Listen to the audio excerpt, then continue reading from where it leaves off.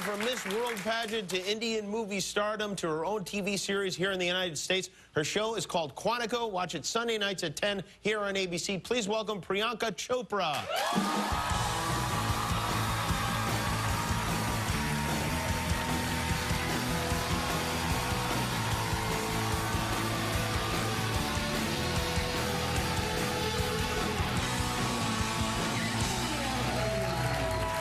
Well, first, may I say, you smell fantastic, really. I wake up like this. Everyone's been telling me that ever since I've come to America. Is that right? I smell great, isn't it? Like, I mean... Do Americans ask dumb questions about India in general? Yeah, when I was in... Sometimes. Yes. Not all the time. When I was in school, I was asked, do you find gold in your rivers? And I was like, that's the other Indian. Oh, I see. So yeah, questions like that come my way. Yeah, those, I don't even think those are Indians. Those are prospectors, I think they're thinking of. Yeah. When did you come here? You went to school here? Yeah, I came here when I was 12 years old. 12 years old. And it was a whim, honestly, because in India, when you go to school, you have to wear uniforms. And you don't have to do it here, and that was the reason for me to want to go to school. Well, that's a long commute just to get out of wearing a uniform. Well, that's not what I told my parents at that point. I told them, you know, I wanted to broaden my horizon. I see. Get to know the world, and I guess they fell for it. Who did you live with when you came out? My mom's sister. Oh, okay. My mom's side of the family is here, her sisters and her brothers. You know Indians, right? We travel in packs. And did you love it in America? You did leave, I did, right? You know, I mean, it was high school, and high school is so difficult for everyone. Right, yes, yes. And plus, I'd just come in from India. I was 12 years old. So, you know, I didn't know too many things. It was a big culture shock. Every morning, I had to wake up 2 hours early to figure out what I was supposed to wear. See that? The uniforms. See, the uniforms are so much better. Yeah, that's right. I guess that's the whole deal. And when you were here, did you did you get into American music and American culture, television, that sort of thing? I'm going to say this on national television right now, you guys, but I was supposed to be Mrs. Tupac Shakur. Mrs. Tupac Shakur? I believed it.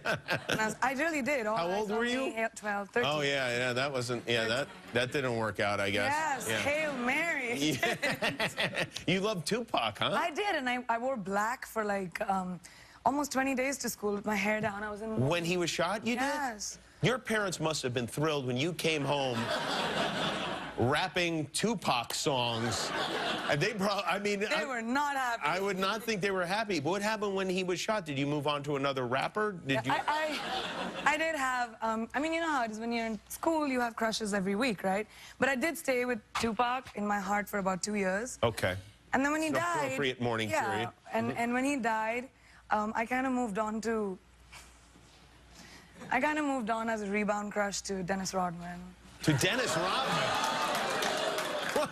What? In my defense, it was before the wedding dress, and he was still with the Bulls. Okay. And I just thought it was a great way to express yourself with all the things he did with his hair, and you know. Oh boy, you could have. Well, you could have gotten an all-expenses-paid trip to North Korea. That would have been. You really?